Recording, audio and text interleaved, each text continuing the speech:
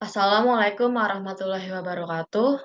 Perkenalkan, nama saya Arzeti Ananda Saraswati dengan NIM 15036210087. Di sini saya akan membahas materi mengenai K3LH dalam utilitas bangunan gedung.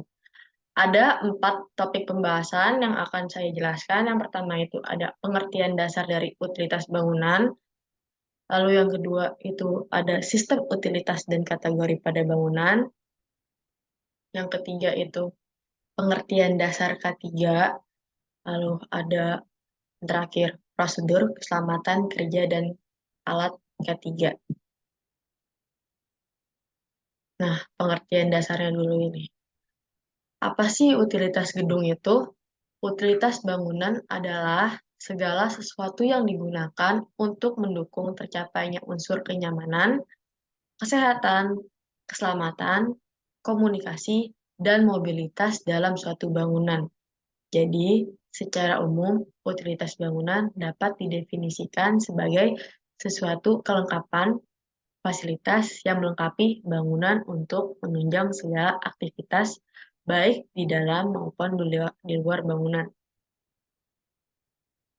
Tujuannya dari utilitas bangunan adalah untuk memperlengkap suasana suatu bangunan supaya penghuni bisa nyaman, aman dalam suatu bangunan, dan menjadikannya hal yang memiliki nilai kegunaan dan manfaat.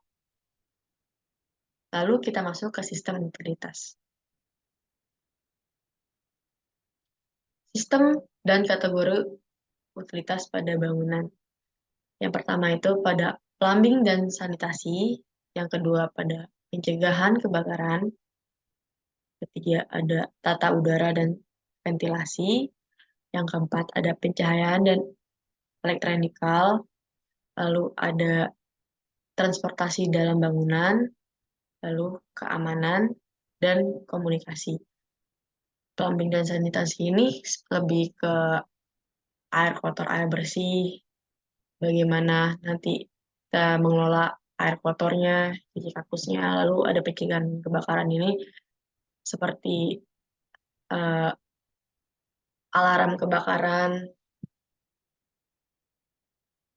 lalu ada tata udara dan ventilasi, seperti jendela dan pintu, lalu ada pencahayaan dan elektronikal. Ini kan penting banget ya, jadi kayak kita harus tahu pemasangan titik-titik cahaya dan elektronikalnya. Jadi tuh kayak biar bisa pencahayaannya itu menerangi setiap sudut ruangan.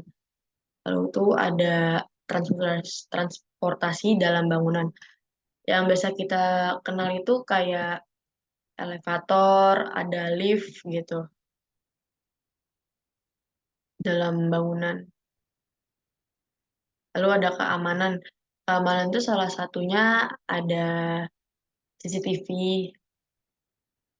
Kan sekarang juga banyak perumahan yang udah pakai smart door lock. Lalu ada komunikasi. Komunikasi itu kayak jaringan WiFi, telepon.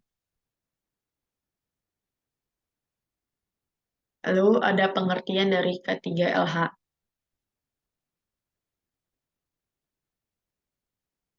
K3LH adalah aturan terkait kesehatan, keselamatan kerja, serta lingkungan hidup.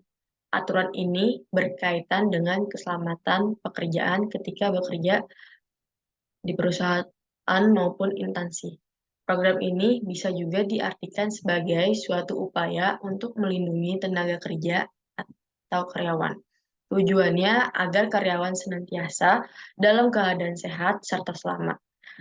Keselamatan terhadap ketenaga kerjaan sendiri tidak hanya berlaku pada tempat kerja saja. Program ini juga berlaku untuk memberikan keamanan dalam proses produksi. Ciri-ciri dari K3LH itu yang pertama ada memberikan fasilitas seragam kerja dan safety shoes, lalu mewajibkan para pekerjanya memakai baik yang terlibat dalam produksi, bengkel, dan lapangan. Lalu yang kedua ada memasang tanda K3LH yang mengingatkan pekerja agar selalu berhati-hati. Lalu memasang memisahkan sampah organik, contohnya itu tumbuhan dan kertas, lalu sampah non-organiknya plastik dan kaleng. Lalu yang terakhir itu menerapkan prosedur K3LH itu sendiri dalam sistem kerja. Nah, sasaran K3LH itu yang pertama ada mencegah berbagai kemungkinan kecelakaan saat sedang bekerja. Yang kedua, mencegah adanya tenaga kerja yang terkena suatu penyakit di lingkungan kerja. Yang ketiga, mencegah terjadinya cacat permanen atau cacat tetap pada tenaga kerja. Yang keempat, mencegah adanya kematian yang terjadi di tempat kerja. Yang kelima, meningkatkan kondisitas kerja tanpa disertai dengan pemerasan karyawan, serta menjadikan kehidupan tenaga kerja yang lebih produktif. Lalu, mengamankan material konstruksi yang dipakai dalam bekerja, menjamin area kerja yang sehat, aman, bersih, dan nyaman agar bisa meningkatkan semangat dalam bekerja, mencegah terjadinya pemborosan modal, alat, tenaga kerja, dan sumber produksi. Lalu ada prosedur dan alat K3LH.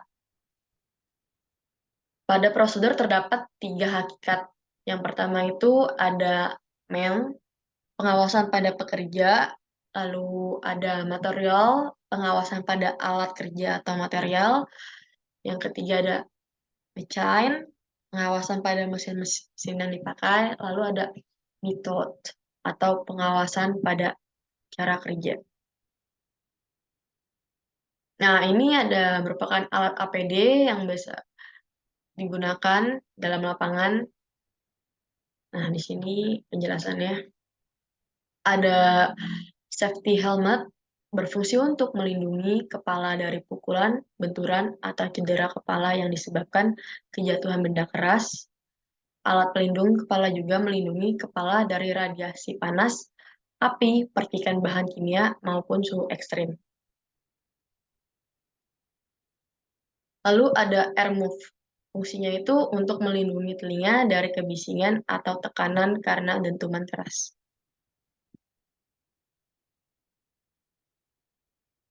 Lalu ada safety glass, berfungsi untuk melindungi mata dan muka dari bahaya paparan bahan kimia seperti amonium nitrat, gas, dan partikel yang melayang di udara atau air, percikan benda kecil, panas, atau uap.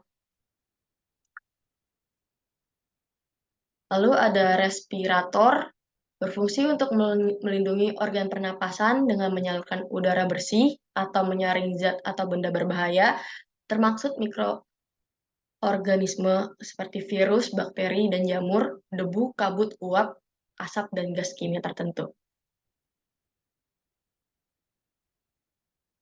Lalu ada safety gloves untuk melindungi tangan. Perlengkapan ini bisa terbuat dari material khusus tergantung pada kebutuhan dan pekerjaannya. Ada yang terbuat dari logam, kulit, kanvas, kain, karet, atau bahan khusus untuk melindungi tangan dari zat kimia tertentu.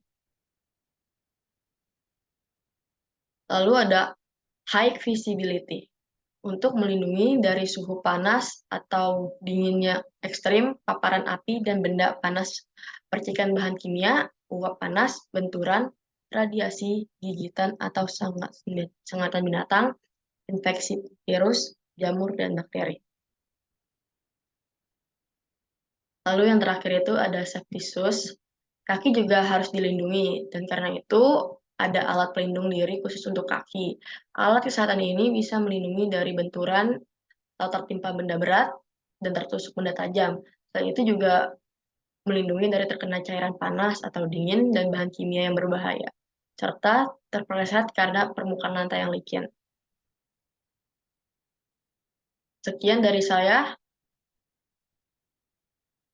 Wassalamualaikum warahmatullahi wabarakatuh.